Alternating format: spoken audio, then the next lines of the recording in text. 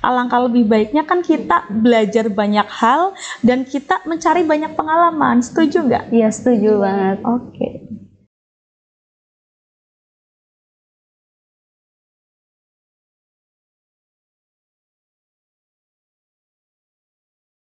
Halo Sobat Nesker, welcome to 21 Pods Podcast kesayangan kalian. Bersama dengan saya, Selindia Vanessa Heriandu, dan rekan saya, Vidya Roliatul Kutia.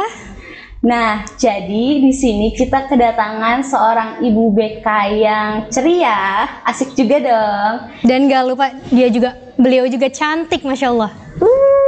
Siapa sih? Siapa lagi kalau bukan Bu Maulina Azkia. Halo Bu. Halo Bu. Hai juga. Gimana kabarnya hari ini Bu?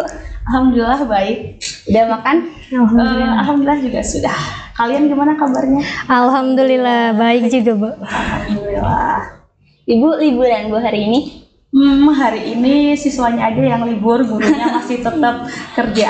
Oh, masih tetap Bu kalau Ya, kebetulan hari ini dan besok ibu masih berangkat. Kemudian hari Rabu dan seterusnya Bu Guru mengajukan cuti. Jadi nggak sesuai liburannya sama siswa ya Bu ya? Enggak, siswanya libur, gurunya tetap berangkat. Oh iya, ada rencana pulang kampung Bu? Oh jelas. Kalau besok ketika cuti ibu pulang kampung. Kampungnya di mana Bu? Sebetulnya masih di Brebes juga sih, cuman Brebesnya bagian selatan di Sirampok, tahu nggak? Enggak. Kurang Ya. tahu. Oke, kapan-kapan bisa lah main ke sana. Siap. Iya siap Bu. Gimana Bu keadaan anak-anaknya? Alhamdulillah keadaan anak sehat, suami juga alhamdulillah sehat, dan keluarga yang lainnya juga alhamdulillah sehat semuanya.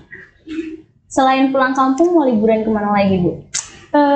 Biasanya sih kalau ibu ketika libur itu lebih ke quality time bersama anak ibu gitu. Jadi biasanya tergantung requestnya. Kadang ibu kan kebetulan anaknya masih balita nih. Iya. Kadang dia minta ke playground, kadang dia minta berenang. Sesuai permintaan dia aja sih sebetulnya. Jadi memaksimalkan waktu bersama keluarga ya Bu ya? Jelas, karena kan biasanya lebih banyak waktunya ibu habiskan di sekolah, di tempat kerja gitu.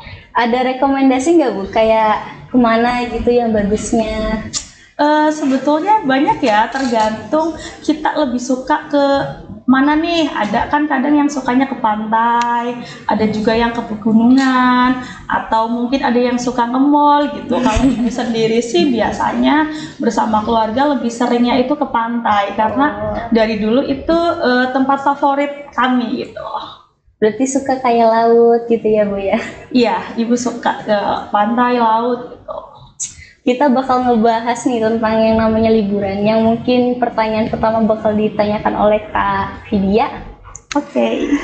Menurut Ibu ya Bu, bagaimana siswa-siswi sebaiknya mengatur jadwal supaya pas di hari libur mereka tuh tetap produktif Bu, nggak males-malesan, nggak HP terus, nggak rebahan terus. Oke, saya jawab ya. Biasanya kan kalau liburan ketika kalian seharian rebahan dan main HP kan biasanya juga ibunya ngomel-ngomel kan, karena melihat kalian tuh nggak produktif banget gitu. Sebetulnya kita juga tetap harus punya jadwal seperti halnya ketika kita sekolah. Kan kita biasanya kalau sekolah kan bangunnya pagi tuh. Kemudian kalian nanti siap-siap berangkat ke sekolah dan aktivitas di sekolah sampai sore.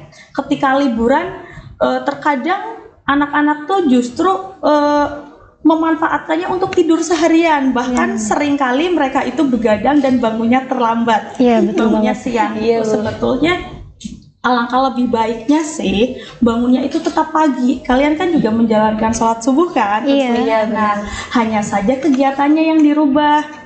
Misal nih pagi hari kalian bangun melaksanakan sholat, setelah itu yang tadinya kalian siap-siap untuk ke sekolah bisa kalian ganti dengan misal kalian jogging. Itu kan lebih bermanfaat ya, kan di hari biasanya kalian tidak bisa melakukan itu. Atau kita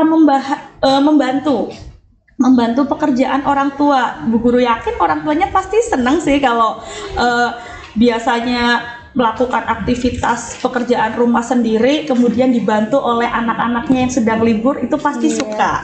Beda loh antara kita melakukan dengan sadar tanpa paksaan orang tua, dengan ketika kita disuruh orang tua, orang tuanya harus ngomel-ngomelin dulu. Kalian kenapa sih liburan kok cuma rebahan doang? Bantu ibu nyapu, bantu ibu ngepel misal. Meskipun pada akhirnya aktivitas yang dilakukan itu sama, tapi rasanya itu berbeda antara kesadaran sendiri dan diminta oleh orang tua. Apalagi Bu Guru yakin kebanyakan dari kalian ketika ditanyain, sebetulnya kalian pengennya apa sih? Bu, suatu saat nanti saya pengen ngebahagiain orang tua. Padahal ngebahagiain orang tua tuh nggak harus nunggu nanti. Sekarang pun bisa dengan cara yaitu membantu pekerjaan rumah, kita nurut dengan orang tua, kita banyak melakukan hal yang positif. Bu Guru yakin itu juga sudah bisa membahagiakan orang tua gitu. Bahagianya orang tua itu simple ya Bu, sebenarnya kitanya aja yang ngebuat ribet dan kitanya yang banyak pikiran. Nah, betul sekali, sebetulnya simple banget kok. Terus Bu Guru sih, harapan Bu Guru ya ketika kalian libur gitu, kalian juga jangan mengabaikan belajar. Tetap kalian itu punya waktu 1 jam lah paling enggak 30 menit sampai 1 jam untuk belajar. Kalian bisa loh mengevaluasi, misal kalian bisa lihat nilai raport, kira-kira pelajaran mana sih yang kita itu kurang menguasai, kan kita bisa kan mengulas pelajaran sebetulnya sulitnya di mana sih gitu. Jadi nanti ketika pas berangkat sekolah kita juga nggak yang kaget-kaget banget gitu, karena ketika liburan kita juga untuk kita menyempatkan untuk belajar gitu.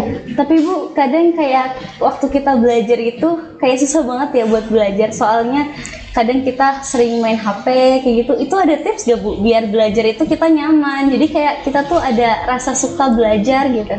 Oke, ada sih tipsnya. Meskipun awalnya terpaksa ya, mungkin bisa jadi lama-lama menjadi kesadaran diri kita. Sebetulnya tadi kan udah disampaikan nih, kita itu malas belajar karena fokusnya di HP.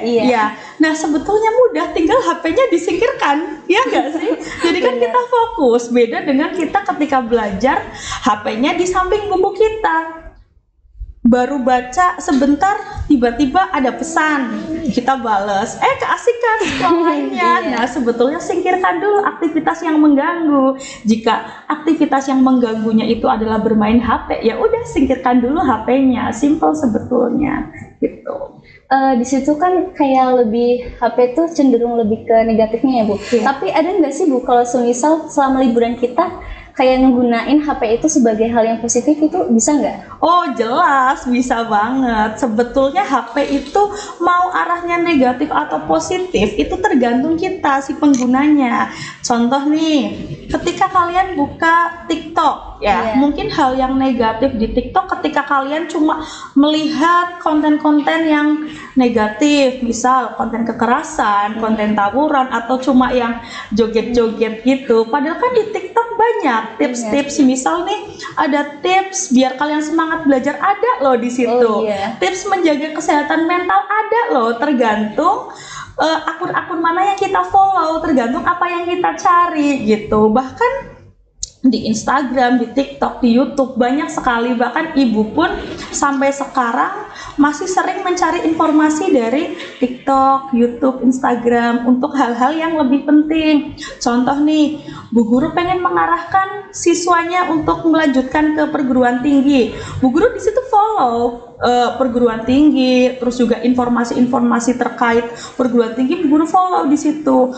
Biar Bu Guru mengajarkan ke siswanya gimana sih, Bu Guru juga cari referensinya salah satunya di TikTok sama YouTube gitu.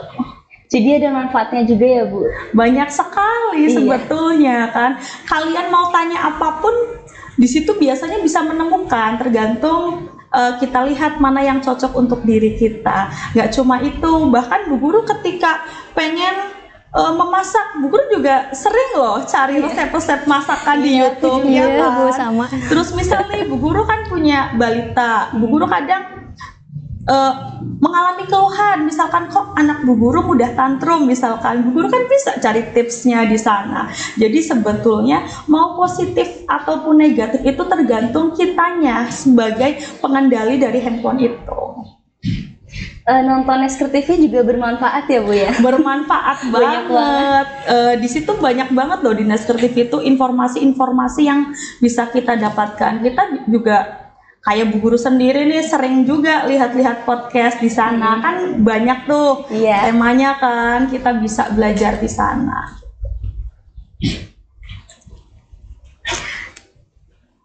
Boleh gak Bu lanjut ke next ya Bu? Boleh, silahkan. Menurut Ibu nih, apa sih aktivitas ekstrakurikuler atau proyek pribadi yang dapat dikerjakan siswa-siswi untuk meningkatkan keterampilan mereka saat liburan? Saat liburan sebetulnya banyak ya, di sini kan ekskul juga banyak. Bu Guru ambil salah satu contohnya nih, ekskul olahraga ya. Ketika kalian ikut ekskul olahraga dan di sekolah, biasanya kan juga kalian melakukan pemanasan atau dilatih sama pembinanya, gimana sih caranya biar kalian itu punya fisik yang kuat untuk menunjang aktivitas kalian ketika melakukan ekskul tersebut. Kalian kan bisa melakukan hal itu di rumah, misalkan dengan jogging atau lari, terus misal ekskul volley misal ya, kalian lompat, itu kan berlatih, itu kan menunjang kan. Kalau kalian misalkan Bu, gerakannya kira-kira apa aja sih Bu yang harus saya lakukan, kan kalian juga bisa kan menghubungi pembinanya. Oh iya. Untuk Pak, apa saja sih kira-kira yang harus saya lakukan biar nanti pas masuk ekskul saya juga udah lebih siap lagi. Itu bisa tinggal bagaimana kalian itu mengkomunikasikan hal itu kepada pembinanya gitu atau pembimbingnya. Kayak contoh di sini kan ada ekskul TAFIS ya. Iya. TAFIS kan ada. Kalian juga bisa kan di waktu libur kalian bisa menghafal lebih banyak. Biasanya kan Bu, waktu menghafalnya saya bagi-bagi nih Bu, sama ngerjain tugas, sama belajar, sama sekolah. Kalau ini kan bisa lebih fokus gitu karena tidak ada kegiatan di sekolah. Jadi kayak bisa lebih ituin waktu ya Bu, kayak mengelola waktu lebih baik kayak gitu. Jadi nggak cuma di sekolah aja kita bisa ituin ekskulnya, tapi di rumah juga bisa. Iya betul, biasanya kan juga kalau kita anak-anak yang bukan anak mageran ya, yang Iya. kita suka aktivitas fisik, biasanya kalau kita cuma tidur-tiduran kan juga malah pusing, malah badannya pegel-pegel kan. Itu kan bisa kita lakukan di rumah. Jadi liburannya tetap produktif, nggak cuma rebahan, main HP, terus tiba-tiba giliran mau berangkat sekolah kaget karena biasanya Udah rebahan, biasa. kok tiba-tiba sekolah dari jam 7 lagi sampai sore gitu. Ngomong-ngomong tentang rebahan, Iya. ini Ibu gimana Bu? Maksudnya pendapat Ibu tentang anak-anak yang habisin waktunya tuh buat rebahan terus di rumah, itu gimana Bu? Kalau menurut Ibu sendiri ya, itu kurang produktif sih. Padahal kita itu menginginkan remaja-remaja, siswi-siswi itu produktif. Jadi waktunya tidak dibuang untuk hal yang sia-sia. Rebahan boleh sebetulnya, asalkan sesuai dengan porsinya. Kita kan juga butuh istirahat ya, itu Iya. boleh. Tapi ya sesuai porsinya. Misal tubuh kita sebetulnya hanya membutuhkan kita itu untuk istirahat selama 1-2 jam misalkan. Ya udah lakukan sejumlah 1-2 jam aja, bukan dari pagi sampai malam sampai pagi lagi rebahan. Gitu. Iya. Rebahan boleh asal sesuai dengan porsinya. Kalau bermalas-malasan itu bisa memicu kayak yang depresi gitu nggak sih Bu? Kayak jadi makin stres gitu apa enggak? Bisa juga sih, karena ketika kita bermalas-malasan ya, tidak ada aktivitas yang kita lakukan, terkadang kita jadi mikirin hal-hal yang seharusnya nggak kita pikirin nggak sih? Iya, jadi Misal, overthinking kemana-mana. Ya, kita overthinking, kita jadi sering melamun, kita memikirkan yang nggak seharusnya, itu juga bisa memicu stres. Ya, jadi malah liburan jadi dampak yang negatif ya Bu ya, kalau semisal gitu. Ya, contoh nyata aja ya, ketika kemarin COVID, ya, COVID kan kalian hampir kalian waktunya itu kan di rumah, Iya. gitu, karena tidak berangkat sekolah. Kalian ada nggak yang mengalami stres karena jenuh dengan aktivitas yang monoton di rumah? Kayaknya ada. Ada kan? Sobat kita kayaknya ada nih.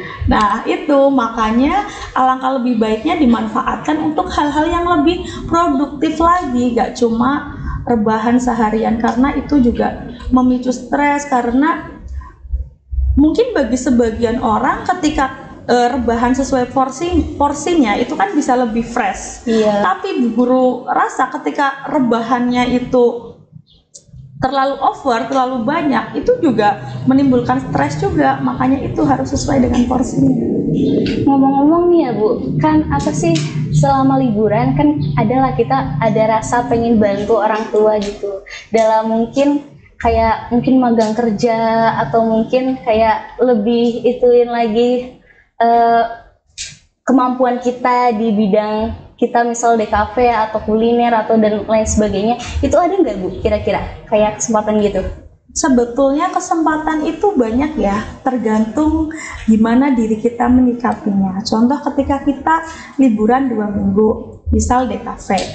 Bu, saya jurusannya DKV, saya lebih condong ke fotografi misalkan.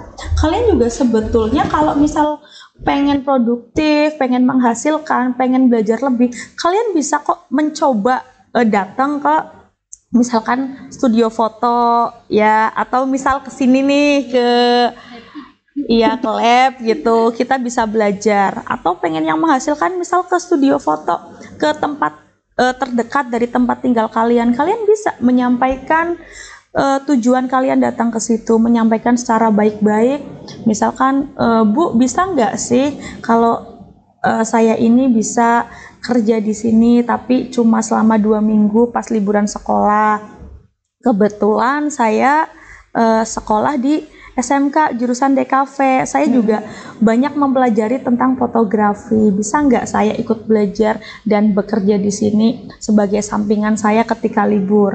Bu Guru rasa ketika kita menyampaikannya dengan baik, terus kita meyakinkan ketika kita komunikasi dengan mereka, atau bisa juga kalian itu menambahkan portofolio hasil fotografi kalian. Ini loh Bu, ini bisa dilihat hasil dari jepretan saya misalkan, itu kan bisa menambah kepercayaan mereka kepada kita gitu.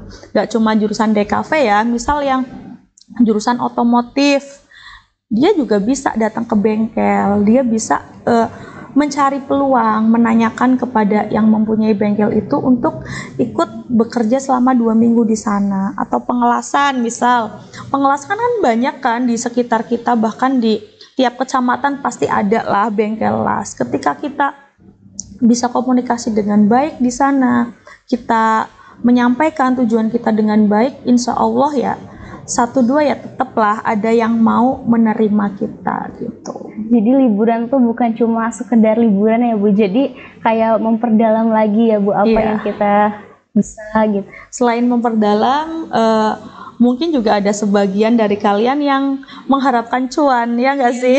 Iya. Itu pertamanya. Nah, itu juga bisa jadi motivasi tersendiri untuk kalian ya. Sebetulnya nggak cuma itu juga yang bisa kalian lakukan. Kalian kan juga di SMK ada nih kewirausahaan kan. Kalian nanti dituntut untuk mencoba menjual, ya kan? Menjual, memasarkan gitu. Nah, kalian juga bisa di situ coba, misal, Bu, saya bisa bikin sesuatu yang bisa dijual, bikin sendiri, silahkan bikin sendiri. Tapi kalau dirasa kalian nggak bisa, kalian juga bisa kok hanya membantu memasarkan, misal bawa jualan milik orang lain, kalian yang menjualkan. Itu kan bisa, sebetulnya tuh banyak cara untuk mendapatkan cuan, tinggal bagaimana kita berusaha untuk melakukan itu. Jadi ada kreativitas juga ya Bu dari anak-anak. Jelas, harusnya kita itu para siswa itu dituntut untuk kreatif dan untuk produktif loh. Karena bukan zamannya lagi kita bermalas-malasan. Kalau kita malas-malasan, jelas kita ketinggalan sama orang lain yang lebih kreatif dan lebih produktif. Tapi kalau misal buat istirahat gitu Bu, kayak misal ada nggak Ibu rekomendasi buat kita istirahat di mana tapi tetap produktif, tapi nggak yang capek juga gitu? Nggak begitu capek, tapi menghasilkan. Ya tetap produktif lah intinya. Tetap produktif. Bisa sih kayak kalian juga, misal nih jualan online, kalian nggak bisa lepas dari gadget, dari HP, itu kan tetap bisa menghasilkan. Oh iya. Ya kan? Atau kalian bekerja yang sesuai passion kalian. karena kalian menyukai hal tersebut kan masih pasti secapek apapun kalian juga ngerasanya seneng, ngerasanya enjoy. Makanya dari itu biasanya banyak di antara kalian yang menginginkan itu bekerja sesuai dengan passion kalian, dengan hobi kalian gitu. Jadi kita ngejalaninya pun enak. Iya. Jadi lagi? sesuai dengan kayak fashion kita gitu ya Bu. Jadi itu fungsi sebenarnya dari SMK ya Bu. Iya jelas. Kayak contoh nih, kalian yang berada di sini, ini kan sebetulnya hari libur kalian, tapi kalian bisa datang ke sini. Sebetulnya kan menyita waktu kan, tapi kalian gimana ngejalaninya, enjoy nggak? Enjoy, happy. Ya karena sesuai dengan hobi kalian, sesuai dengan minat kalian. Jadi meskipun kalian harus meluangkan waktu ke sini, kalian harus meluangkan tenaga, kalian bisa menjalaninya dengan happy, dengan enjoy, karena apa? Sesuai dengan keinginan kalian juga gitu. Bu, kan kita Iya. jurusan DKV nih, tapi pas mau magang tuh nggak sesuai sama DKV itu tetap boleh kan Bu? Maksudnya masuk aja nggak apa-apa. Contohnya gimana nih? Kayak misal kita DKV nih, ya kita tuh fotografi, videografi dan lain-lain. Iya. Nah, tapi kita pas magang karena itu cuma 2 minggu, kita nemunya toko sembako gitu Bu. Oh Terus gitu. mereka menerima kita, gak apa-apa kan Bu? Ya sebetulnya itu nggak apa-apa ya, karena magang yang 2 minggu itu untuk liburan itu kan untuk mengisi waktu luang aja sebetulnya. Jadi sebetulnya kalau kaliannya mau untuk melakukan berbeda dengan jurusan kita sekarang, itu sangat diperbolehkan selagi kita mau menjalankan hal tersebut. Kayak contohnya banyak juga kan anak jurusan DKV yang di sekolah itu ternyata sekolah sambil jualan makanan. Iya, ada nggak? Ada kan? Ya itu kan juga nggak dipermasalahkan. Yang penting dia happy menjalaninya, dia bisa dapat uangnya, dia bisa tetap sekolah dengan baik, itu sebetulnya nggak masalah. Nggak harus produktifnya itu dalam artian nggak harus sesuai dengan jurusan kalian, meskipun harapan kalian tuh sebetulnya sesuai jurusan Bu, tapi kok ternyata susah ya Bu. Ini ada lowongan yang paling memungkinkan itu jaga toko, padahal saya jurusan DKV, nggak masalah selagi kalian mau menjalankannya. Kan itu juga bisa jadi pengalaman tambahan kepada kalian. Alangkah lebih baiknya kan kita belajar banyak hal dan kita mencari banyak pengalaman. Setuju nggak? Iya, setuju banget. Oke. Terus Kalau kita kan mau semester berikutnya nih abisnya habis atau liburan. Nah, terus gimana ya Bu cara persiapinnya? Misal kayak aku rapotnya tuh nilainya misal jelek atau nggak memuaskan gitu Bu. Itu gimana Bu? Misal ada dari kalian yang di rapotnya itu ternyata dapat nilainya tidak sesuai, bahkan di bawah KKM. Saran Ibu, mulai dari sekarang kalian itu menghubungi gurunya. Menghubungi gurunya dengan cara yang baik, yang santun. Kalian menjelaskan, Bu, mohon maaf, nilai saya di bawah KKM. Bisa nggak sih Bu saya memperbaiki nilai saya? Jangan sampai sekarang kalian tahu di bawah KKM santai-santai ya.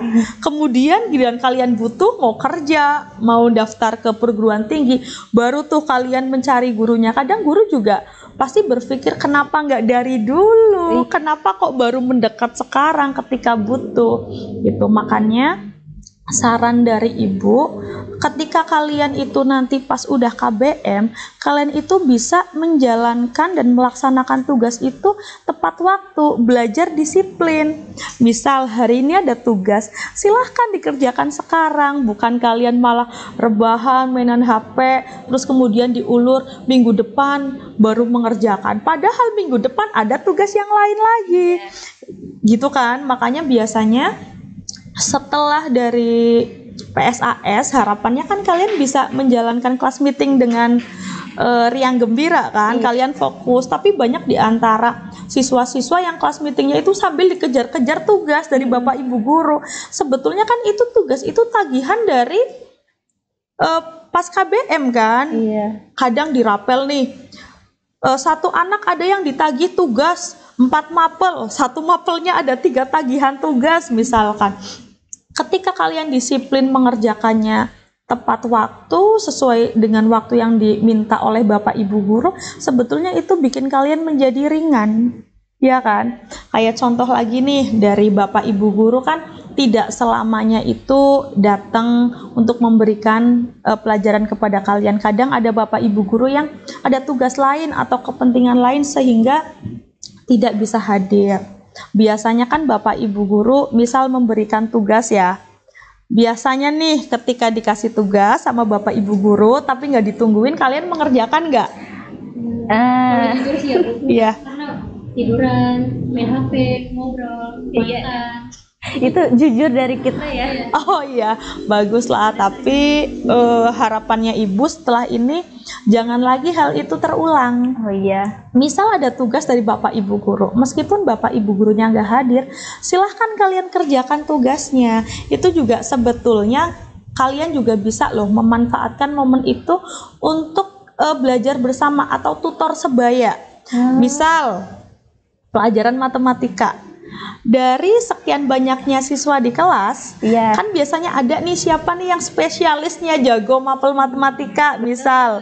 Nah, kan ada. Kalian bisa melakukan tutor sebaya. Barangkali ketika dijelaskan oleh teman kalian, mengerjakan bersama itu lebih masuk ke kalian gitu. Jadi bukan hanya temen yang ngerjain kemudian kalian nyalin satu kelas hasilnya sama semuanya, ketika ditanyain prosesnya ternyata nggak paham. Iya. Nah, lebih baik lagi kan ketika kalian melakukan tutor sebaya, diajar oleh teman kalian sendiri, kalian tahu prosesnya, kalian tahu hasilnya, itu Bu Guru rasa itu lebih bijak sih daripada cuma menyalin tugas temannya gitu. Tapi gimana Bu, kalau semisal kayak kan pasti ada pelajaran yang kita tuh nggak suka gitu ya Bu? Iya. Itu gimana Bu? Pelajaran yang nggak kita suka. Iya. Kalau Bu Guru pribadi nih, karena sebetulnya kita sekolah itu kan kewajiban kita ya sebagai pelajar. Kita juga wajib mengikuti semua mata pelajaran. Kalau kita nggak suka, bukan berarti kita diperbolehkan untuk tidak mengikuti pelajaran itu. Kita tetap mengikuti, kita tetap mempelajari hal itu. Kalau nggak suka, misal Bu, saya nggak begitu mahir di bahasa Indonesia, misal nilai saya itu bahasa Indonesianya agak rendah dibandingkan dengan mapel produktif misalkan, tapi kalian udah berusaha, itu yang lebih baik. Meskipun kita nggak suka, karena itu kewajiban kita mau nggak mau itu dipaksa untuk mempelajari hal itu gitu. Bukan berarti nggak suka, biarinlah, bukan tiap anak punya kelebihannya masing-masing Bu. Saya kan kelebihannya di mapel produktif Bu, nggak di mapel yang lain. Ya tapi kan kamu sekolah, di rapotnya juga ada semua mapel itu. Kalau kamu nggak mau mengikuti, nggak mau mengerjakan, gimana mau dapat nilai di rapotnya gitu. Jadi harus tetap kita laksanakan, kita coba untuk mempelajari itu. Nanti hasilnya itu maksimal atau mungkin lebih rendah dari mapel lainnya nggak apa-apa, yang penting kita udah berusaha. Kita juga nggak dituntut kok semua mapel itu nilainya 9 semua, enggak ya kan. Ada punya seperti yang tadi disampaikan, setiap anak itu Bu punya kelebihan masing-masing. Punya potensi yang berbeda, itu betul. Ketika kita sudah melaksanakannya sungguh-sungguh, kita tahu potensinya, bukan kita alibi. Bu, saya itu nggak punya kelebihan, kita tuh potensinya bukan di mapel-mapel kayak gini Bu, saya itu di ekskulnya, saya tuh di olahraganya. Tapi kalian tiap hari nggak mau mencoba, kalian males-malesan, nggak mau belajar, nggak mau ngikutin pelajarannya. Itu bukan kamu nggak punya potensi di situ, itu kamunya yang males. Beda loh antara potensinya bukan di situ dengan males melakukan, itu beda. Jadi fungsinya mapel banyak itu supaya bisa menyaring kuliah siswa ya Bu, tapi tetap supaya siswa itu bisa bertanggung jawab atas tugasnya. Betul sekali. Dari situ bisa kita lihat sebetulnya potensi kita di mana sih, kelebihan kita di mana. Itu bisa dilihat juga salah satunya dari perolehan nilai di rapor. Kalau misalkan nih, kok saya ternyata konsisten banget ya Bu, dari semester 1 sampai semester 6 ternyata nilai bahasa Inggris saya itu lebih tinggi dari teman-temannya, nilainya tuh 9 terus Bu, bahkan cenderung naik.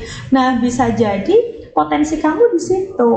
Bu, saya kok olahraga udah maksimal banget nih Bu, tapi nilainya kok segitu-segitu terus ya Bu, mentok di 78 misal.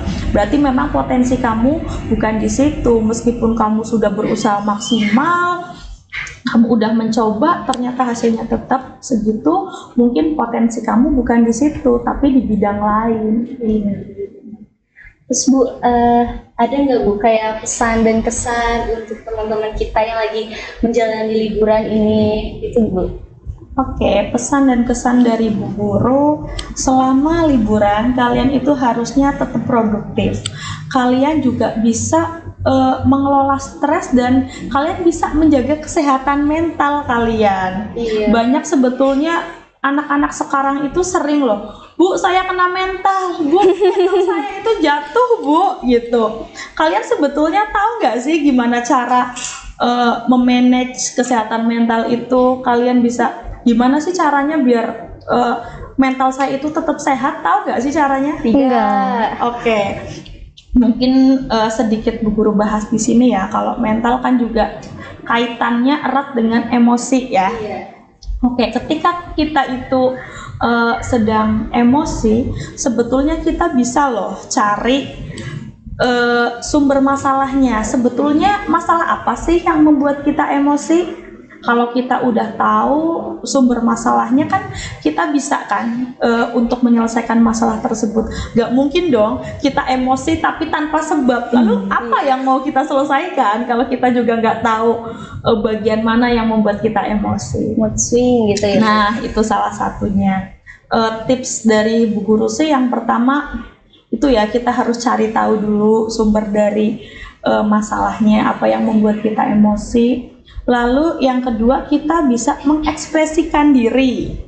Contoh, kita bisa meluapkan emosi ke hal-hal yang positif.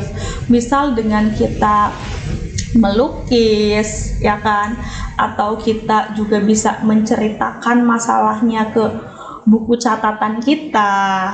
Atau kita juga bisa menceritakan hal tersebut ke orang yang kita percaya gitu. Kan kadang ada, Bu, saya lebih percaya, lebih yakin ke orang tua saya. Silahkan, nggak apa-apa ceritakan kepada orang tua kalian. Kan biasanya ketika kita punya masalah, kita kan butuh ruang untuk kita didengar. Iya. Ya enggak? Atau bisa juga kalian bisa ke teman kalian yang kalian anggap bisa dipercaya dan bisa membantu kalian menyelesaikan masalah, bukan ke teman kalian yang malah menyebabkan masalah baru. Misal curhat ke teman kalian atau di sosmed, bukannya tambah selesai, kalian malah dapat masalah baru karena teman kalian gak berusaha menyelesaikan, justru malah cerita ke teman-teman yang lain. Itu kadang membuat kita stres juga kan. Apalagi kalau kita ditanya, apa benar kamu katanya kayak gini, misalkan sama banyak orang, kan kadang kita ribet juga, loh kok malah jadi berat sih, padahal kan saya cuma cerita ke satu orang gitu. Lah kalian juga bisa, selain itu juga bisa kalian menceritakan masalah tersebut kepada guru BK kalian. Itu Ya juga nggak? guru BK ya? Nah, kalian juga bisa menghubungi Bu Guru karena tugas BK itu salah satunya yaitu membantu kalian dalam menyelesaikan suatu permasalahan. Dan ketika kalian konseling ke BK menyelesaikan masalah di BK, kalian juga nggak perlu khawatir karena BK itu ada asas kerahasiaan, di mana masalah yang kalian sampaikan ketika proses konseling itu menjadi rahasia kita berdua, gitu, nggak ada orang yang tahu. Jadi nggak usah khawatir kalau wah saya takut cerita ke BK nanti semua guru jadi tahu, nanti semua guru jadi ikut campur di masalah ini. Kalian nggak perlu khawatir. Itu. Lalu selain tadi kalian mengekspresikan diri, oh ya Bu Guru ada yang ingin Bu Guru sampaikan. Biasanya kan kalian ketika marah, kalian ada yang saya nggak apa-apa kok, saya nggak apa-apa kok, padahal sebenarnya papa gitu kan. Kenapa-napa. Nah, itu sebetulnya kalian juga harus menyelesaikan masalah itu. Ketika kalian sedih, pengen nangis, silahkan nangis, nggak apa-apa. Yang penting jangan berlarut-larut. Sedih boleh, marah boleh, tapi kalau marah juga diekspresikannya dengan hal yang positif. Bukan misal banting pintu, lempar-lempar piring, itu kan serem banget ya. Iya. Ke hal-hal yang membuat kalian itu lebih nyaman. Misal, Bu, saya senang basket. Ketika kalian emosi, silahkan ambil bola basket, kalian main basket sekuat mungkin, biar emosi kalian itu terluapkan di sana. Jadi nanti kalian bisa lega. Kalian harus menerima apa yang sedang kalian rasakan. Sedih ya, kalian harus menyadari kesedihan itu. Kalau misalkan kalian senang ya ekspresikan dengan kesenangan itu, biar kalian itu bisa lebih menerima diri kalian dengan segala rasa yang ada gitu. Lalu selain itu kalian juga bisa lebih ke memikirkan diri sendiri ketimbang orang lain. Kadang kan saking kita peduli kepada orang lain, kadang kita juga justru malah lupa dengan diri sendiri kan. Nah, itu juga tidak dibetulkan. Kita harus juga fokus pada diri kita sendiri. Ketika apa yang kita jalani itu dirasa baik, dirasa benar, ada orang lain ngomong apapun di belakang, gak masalah. Menurut saya ini benar kok, dan memang benar, gak masalah. Kita gak harus mendengarkan semua yang dibicarakan oleh orang lain. Lalu kita juga bisa mencintai diri kita sendiri.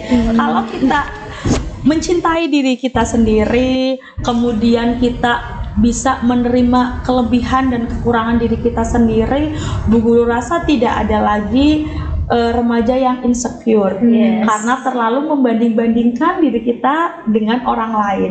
Kalau kita bisa menerima diri kita sendiri, pasti enak kita ngejalaninnya, karena kita nggak stres dengan membanding-bandingkan.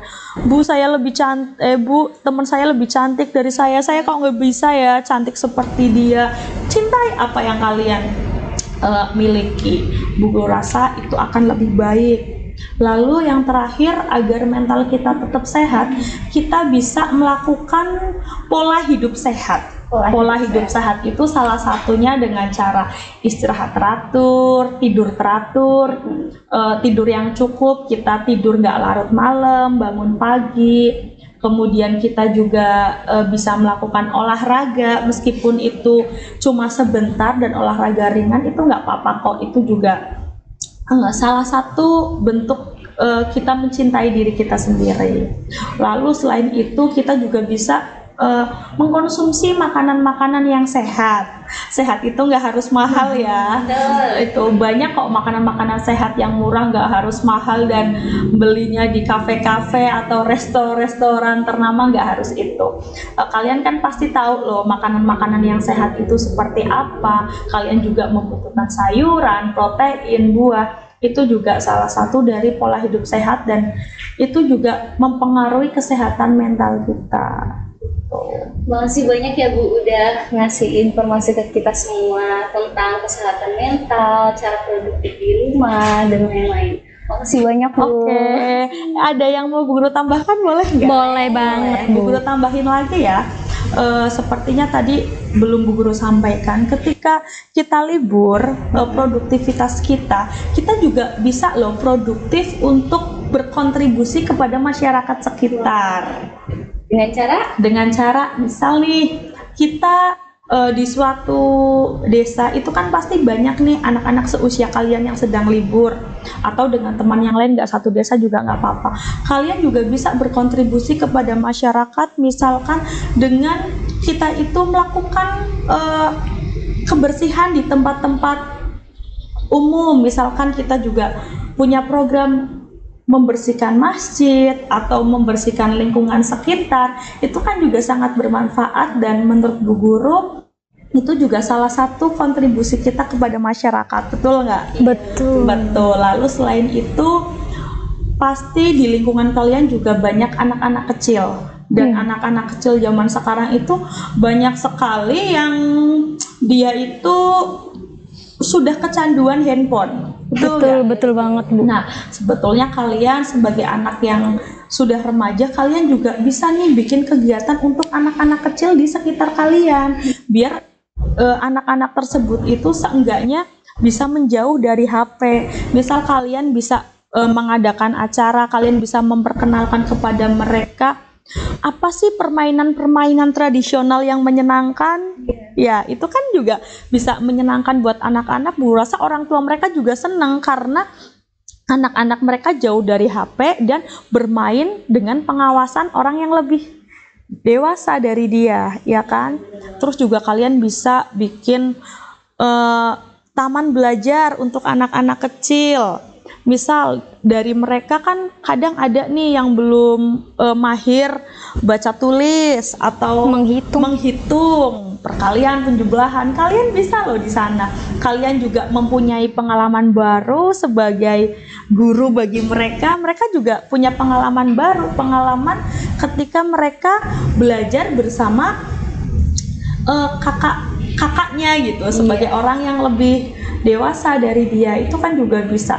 Bu Guru rasa anak-anak juga pasti seneng loh sore-sore diajak kumpul, yuk belajar bersama gitu. Pagi-pagi yuk jalan-jalan kemana, ke yang deket dengan lingkungan, jalan-jalan aja bareng sama kalian, kan enak rame-rame. Kalian juga bisa membuat mereka itu terlepas dari handphone. Iya, selain kalian berkontribusi buat Masyarakat. lingkungan sekitar, masyarakat tadi, kalian juga bisa untuk anak-anak, atau buat misal ibu-ibunya juga bisa. Kayak contoh kalian di sini kan ada pelajaran olahraga, ada pelajaran senam kan. Kalian juga bisa loh. Ayo ibu-ibu daripada ngerumpi, kita bikin acara yuk. Kita senam bareng. Kalian yang jadi instrukturnya di depan, ibu-ibu di belakang baris ngikutin. Itu juga kayaknya lebih bermanfaat daripada cuma rebahan ketika liburan. Betul banget. Jadi intinya walaupun liburan kita harus tetap produktif untuk diri kita sendiri, keluarga maupun masyarakat, dan juga perbaiki niat karena semuanya itu berawal dari niat. Mungkin ada tambahan dari Kak Vidya? Liburan itu bukan untuk bermalas-malasan, tapi untuk menjadi lebih produktif dari sebelumnya. Betul banget. Jangan lupa like, komen, dan share ya kalau kalian merasa ini bermanfaat untuk kalian. Sekian, itu aja. Makasih banyak ya Ibu. Sama-sama. Jangan lupa nonton 21 Pods di Gasket TV. Bye-bye.